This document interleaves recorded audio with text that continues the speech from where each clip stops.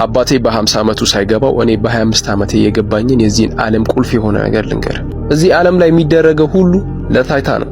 ለምሳሌ አንድ አይነ ስውርን በላዳ ወስደኸው በሌክሰስ መኪና ብትመልሰውና ስትሄድና ስትመለስ ምን ልዩነት ነበረ ብትለው የመጀመሪያው ያንገጫገጫል ብቻ ነው የሚልህ። ስለ መኪና ውድነት፣ ስለ ብራንዱ ስለሚያወጣው ዋጋ ግድ አይሰጠው። ሁለተኛ ደግሞ ስሜትህም ያለው አይንህ ላይ ነው። ለምሳሌ በጣም የምታምር ሴት አሳዩህና አይንህን ጋርደው ከመልከ ጥፎ ዋጋ አስተኙ። ከጨረስክ በኋላ አይንህን ስትገልጠው ቆንጆዋን አሳዩ፣ ደስ ይል ነበረ ነው የምትለው። መጀመሪያውኑ ግን ከመልከ ጥፎ ዋጋ ተኛ ብትባል ስሜትህ ራሱ አይነሳልህም ነበር። ስሜትህም ያለው አይንህ ላይ ነው። አይንህን ከጠበቅ ብዙ ነገሮችን ማሸነፍ ትችላለህ። ሶስተኛውና ኢምፖርታንት የሆነው ነገር እዚህ ዓለም ላይ ብቻህን የምትኖር ቢሆን እንደዚህ ሀብት ታከማቻለህ? ትልልቅ መኪኖች ትመኛለህ?